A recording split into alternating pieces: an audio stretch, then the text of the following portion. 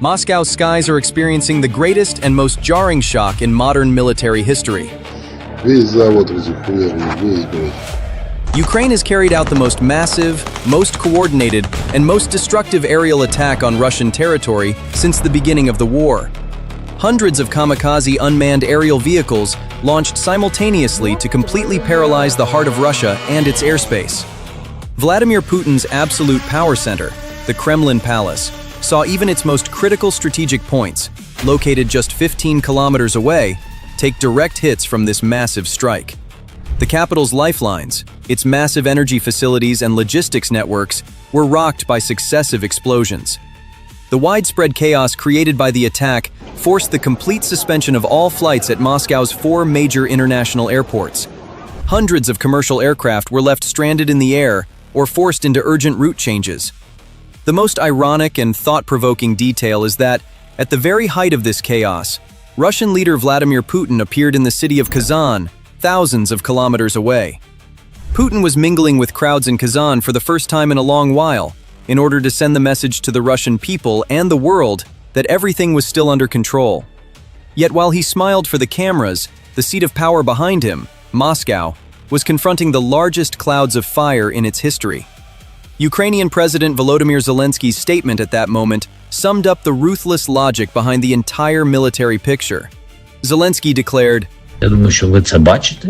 Ми не хочемо цієї війни і ніколи не хотіли. І всі це знають, і партнери це знають. І точно не хочемо, щоб палала Україна через ворога. Але якщо буде палати Україна, буде палати і ваша Москва. Announcing that this operation was not merely retaliation, but the beginning of a new strategic era. We are currently witnessing not just a simple cross-border raid, but a massive turning point that fundamentally alters the entire trajectory of the war. The strategic locations targeted also support this thesis. Because Ukrainian military planners selected Russia's most sensitive and irreplaceable economic facility for this colossal operation. The primary target was the Kapotnya oil refinery, located in southeastern Moscow. This facility is no ordinary industrial zone. It is a behemoth that single-handedly meets 40% of the Moscow region's gasoline needs and half of its diesel fuel requirements.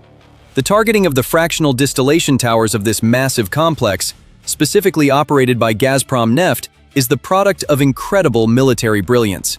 These towers operate on high-tech valves and processors that Russia cannot manufacture on its own due to Western sanctions, and whose importation has been completely blocked. In other words, Ukraine didn't just blow up a gas depot. They also severed a massive technological neural network that will take Russia months, perhaps even years, to repair. This represents a logistical crippling blow that will directly paralyze the operational tempo of mechanized brigades on the front line. How Ukraine executed this maneuver is also highly remarkable. To carry out the strike, Ukrainian military intelligence and the newly established unmanned systems forces employed a literal swarm tactic.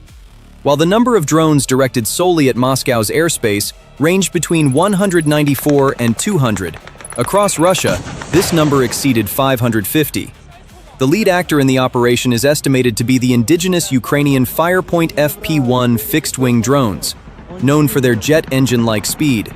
These high-tech lethal assets were accompanied by the RS-1 BARS jet-powered UAVs, renowned for their long range, and the BARS-SM Gladiator models, which carry a heavy warhead. The greatest feature of these drones is their ability to launch from anywhere without the need for a runway, thanks to rocket-assisted launch systems. That is to say, Ukraine appears to have done everything in its power to eliminate time constraints to execute this strike that shook Moscow. But how did such a massive unmanned aerial fleet manage to bypass hundreds of kilometers of Russia's interior lines entirely undetected? Radar and routing analyses by military experts focus on the probability that Ukraine ingeniously routed drones launching from the Sumy and Chernihiv regions straight through the Bryansk Oblast. This is because the drones are capable of flying extremely low, skimming the treetops, by utilizing terrain masking and the rugged topography to their advantage. This low-altitude flight profile allows them to exploit the blind spots of Russia's massive and cumbersome long-range radar systems. Furthermore, utilizing satellite data, Ukrainian intelligence can map out a digital footprint of radar gaps within Russian airspace. These three-dimensional maps, loaded into the drone's autopilot systems, enable each unmanned vehicle to alter its course the moment it approaches a radar wave.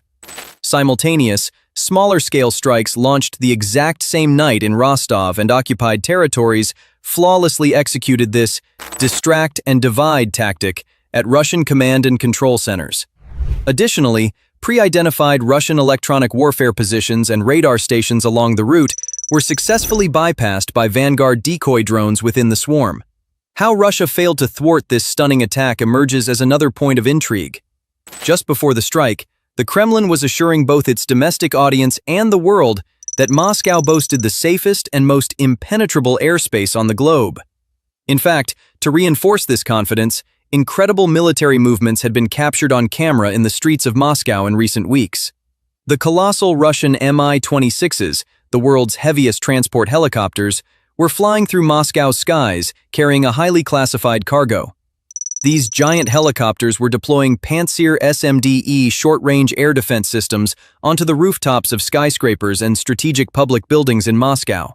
For example, these systems placed on the roof of the luxurious and strategically significant Nordstar Tower were proof that an urban missile fortress was practically being constructed.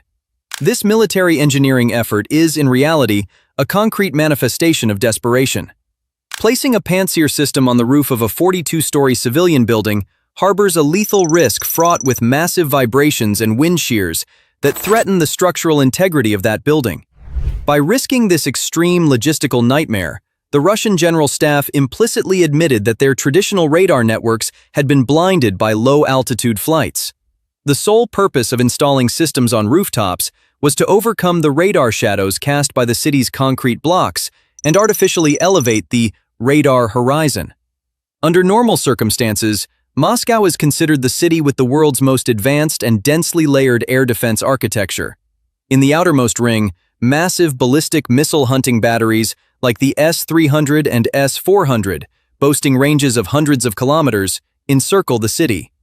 In the middle ring, the Pantsir-SMDE systems, designed to hunt low-altitude drones and capable of carrying 48 mini-missiles, stand guard on top of buildings.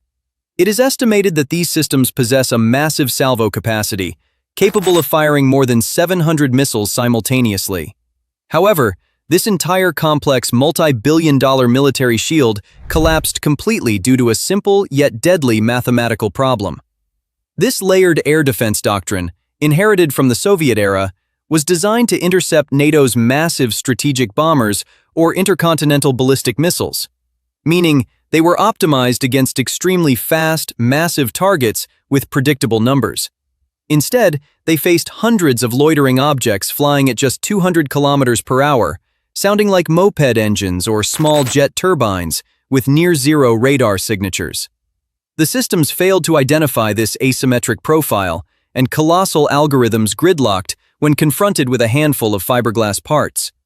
When Ukraine's drone swarm, loaded with hundreds of cheap and decoy targets, appeared on the radars all at once, Russian air defense systems reached a state of absolute saturation.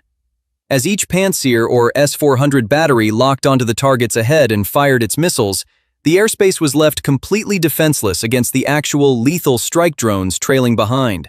While the Russian batteries needed time to replenish their ammunition and reload their missiles, Ukraine's kamikaze drones glided toward their targets, encountering absolutely no resistance. Expensive Russian anti-aircraft missiles, which take months to manufacture, were left literally powerless against Ukraine's mass-produced drones, costing just a few $1,000s. The cost calculation of this scenario clearly illustrates the dead end the Kremlin finds itself in. While the cost of a single S-400 missile is measured in millions of dollars, the deceptive decoy drones utilized by Ukraine, made simply of wood or plastic, cost merely a few $1,000s. Because Russia is forced to shoot down $100,000 targets with million-dollar missiles, it cannot reverse this asymmetric disadvantage. Furthermore, a Pantsir system can only lock onto a specific maximum number of targets simultaneously.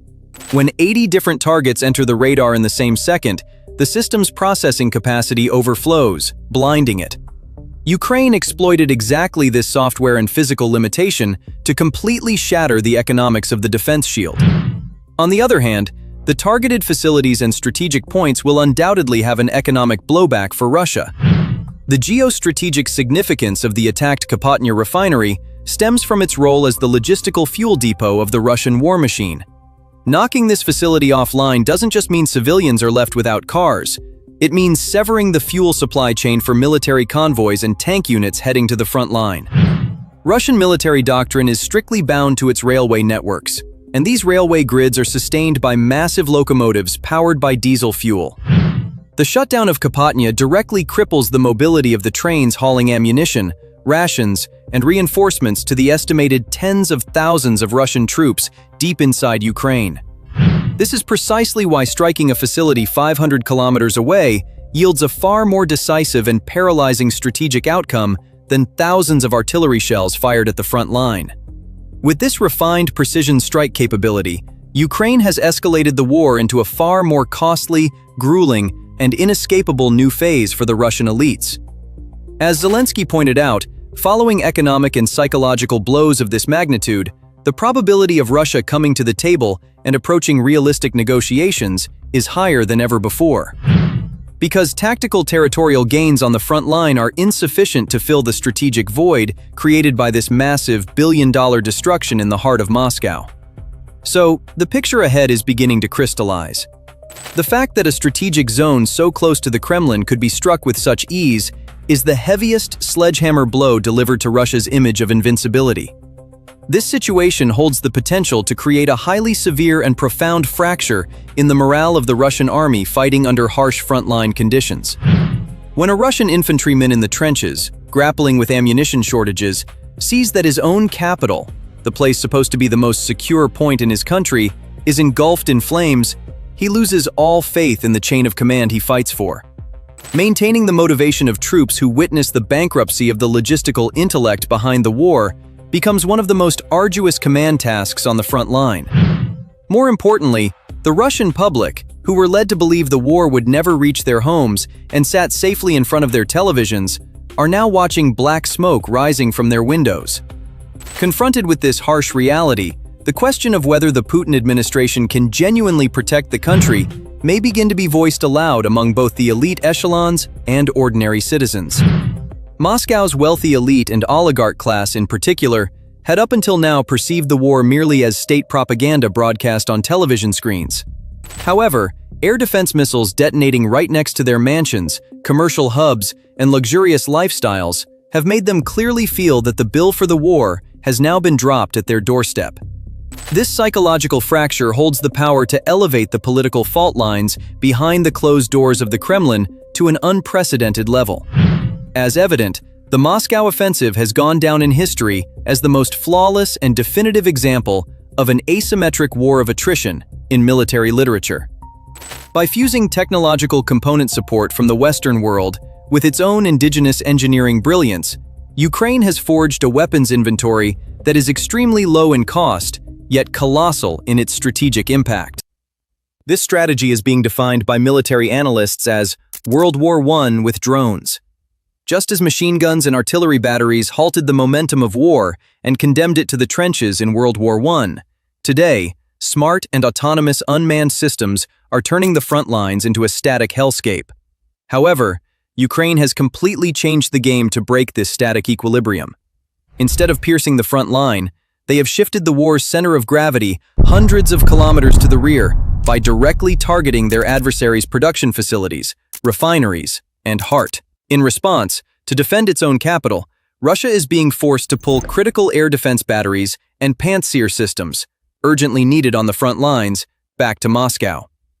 This directly paves the way for the Ukrainian military to operate more freely in the airspace over the front line and to absorb Russian offensives much more easily. Russian mechanized units, their air defense umbrella weakened, become entirely open targets to Ukraine's FPV drones and long-range artillery fire. So, can Putin halt this crisis that has erupted in Moscow? Repairing the struck oil refineries translates into a massive logistical nightmare that could take months, or even years, due to heavy Western sanctions and technological embargoes. The dramatic plunge in Russia's refining capacity sabotages the country's largest revenue stream, refined oil exports, while simultaneously triggering severe fuel shortages in the domestic market. Recent data indicates that Russia's gasoline production has plummeted to a 16-year low, and the state has begun imposing liter quotas at gas stations, alongside mandatory cash payment requirements. The sudden severance of billions of dollars in foreign exchange inflows generated from the country's energy exports rips a massive black hole in the gargantuan budget financing the war machine. Without the ability to sell oil, it is becoming mathematically impossible by the day for Putin to find the steel to manufacture munitions or the payroll for his soldiers. In the global geopolitical arena, this strike acts as a catalyst, rejuvenating NATO and Western allies' faith in Ukraine and their appetite for providing military aid. By proving it can strike Russia's deepest targets with indigenous weaponry, Ukraine is also systematically dismantling the West's escalation fears and taboos, one by one. This clear-cut military success, in particular, strengthens Ukraine's hand at the diplomatic table in an unprecedented manner.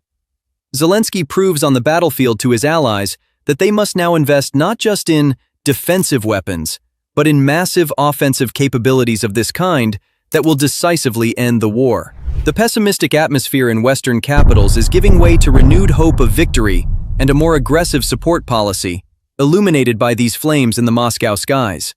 In short, this turning point symbolizes not just the burning of an oil refinery, but the complete paradigm shift of 21st century warfare. No capital city can any longer claim to be completely secure from the devastating power of unmanned technologies, even if it sits hundreds of kilometers from the front line. Because this grand maneuver by Ukraine forces the Kremlin into an excruciating choice between military hubris and economic reality.